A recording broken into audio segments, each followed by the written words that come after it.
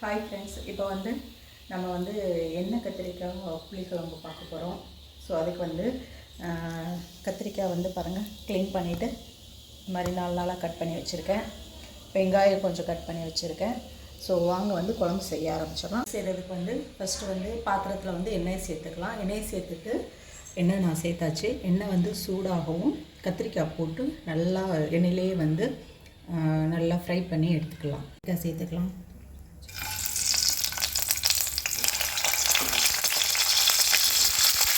இப்போ வந்து கத்திரிக்காய் வந்து எண்ணெயில் நல்லா வெந்துட்டுருக்கு. அதுக்குள்ளே நம்ம வந்து தக்காளி பேஸ்ட் ரெடி பண்ணிடலாம்.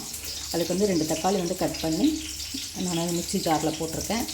கொஞ்சமாக வந்து வத்தல் பொடி சேர்த்துக்கலாம்.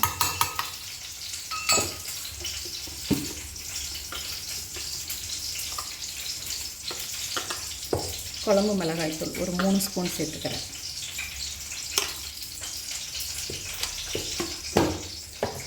இதை வந்து இப்போ நம்ம வந்து நல்லா பேஸ்ட்டாக அடித்து எடுத்துகிட்டு வந்துடலாம்.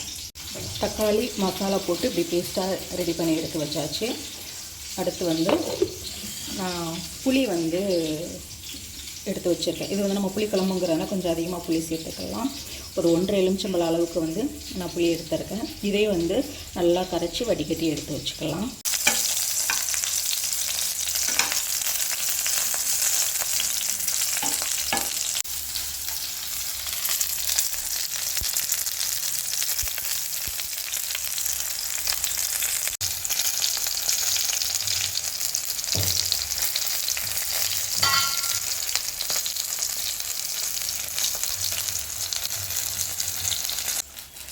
கத்திரிக்காய் வந்து நல்லா எண்ணெயில் வெந்துடுச்சு. அடுத்து நம்ம குழம்பு செய்ய ஆரம்பிச்சிடலாம்.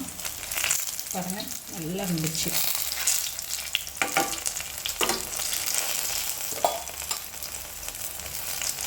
இதில் கடுகு ஒன்று சேர்த்துக்கலாம்.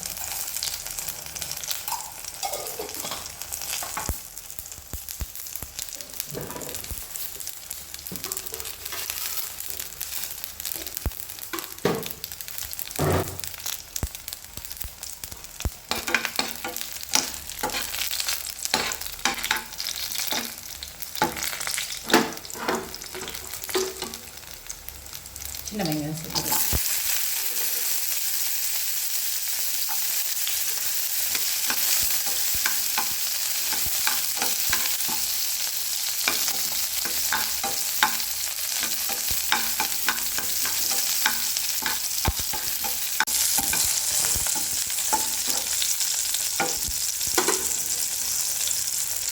இதில் கருவேப்பிலை.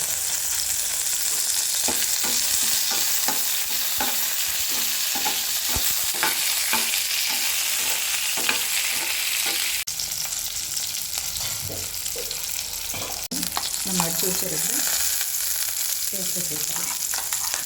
தக்காளி மசாலா பேஸ்ட்.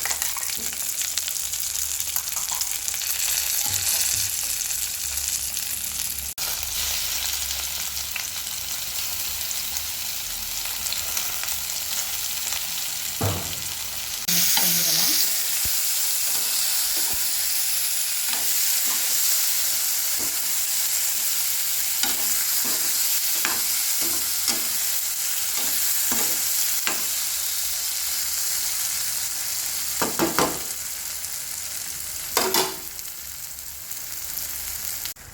கொஞ்சமாக மஞ்சள் தூள்,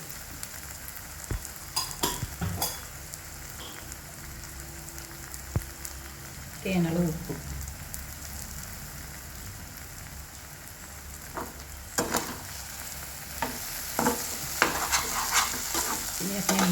சோப்பு நேர்த்துக்கலாம்.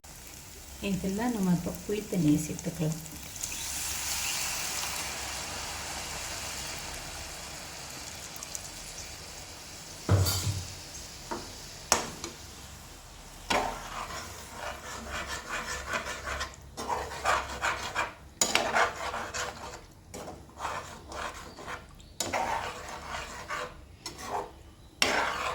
ஓகேண்ணா, குழம்பு வந்து நம்மளுக்கு கொதிச்சிட்ருக்கு. அதுக்குள்ளே நம்ம வந்து தேங்காய் பேஸ்ட் ரெடி பண்ணிடலாம். தேங்காய் வந்து சின்ன சின்ன பீஸாக கட் பண்ணி போட்டிருக்கேன். ஒரு சில்லு அளவுக்கு தேங்காய் சில். ஓகே,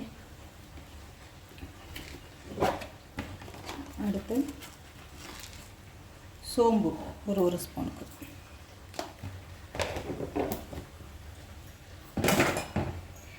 கசகசா கொஞ்சமாக ஒரு அரை ஸ்பூனுக்கு.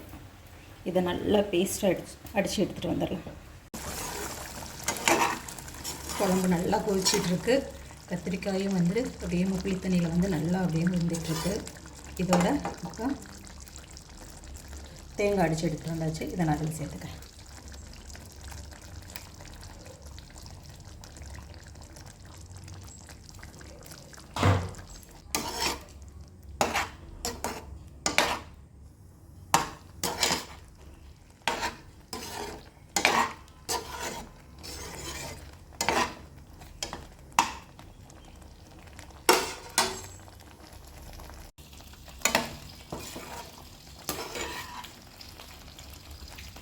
குழம்பு ரெடி ஆயிடுச்சு பாருங்கள்.